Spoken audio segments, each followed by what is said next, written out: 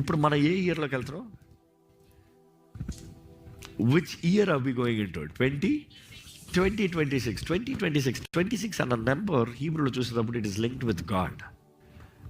It links with fullness, it links with power, it links with completion, it links with new beginning.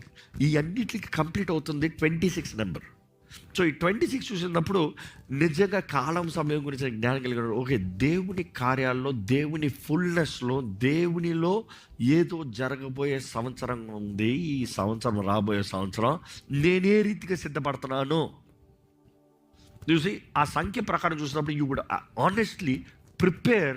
Okay, ఈ సంఖ్య ప్రకారం, దేవుని వాక్యం ప్రకారం దిస్ ఇస్ ద సీజన్. ఈ సీజన్లో నేను ఎలాగ వెళ్ళబోతున్నాను, ఏం చేయబోతున్నాను, దాని తగినట్టుగా దృష్టి కలిగి ఉండాలి. అనుకుని చూడ, చీకటి సమయంలో ఎవడన్నా ప్లాన్ చేస్తాడా? వెలుగు సమయంలో ప్లాన్ చేస్తాడు.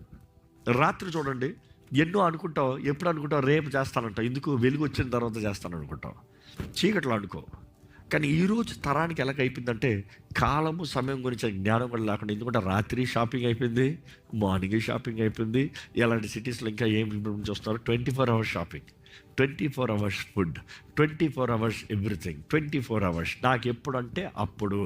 సో ప్రపంచ మార్కెటింగ్ స్ట్రాటజీ కూడా ఎప్పుడైపోయిందో, ఎలా అయిపోయిందంటే నీకు ఎప్పుడంటే అప్పుడు. కానీ దేవుని వాక్య ప్రకారం చూసినప్పుడు మనం సిద్ధపాటు కలిగి, దృష్టి కలిగి ఉండాలి.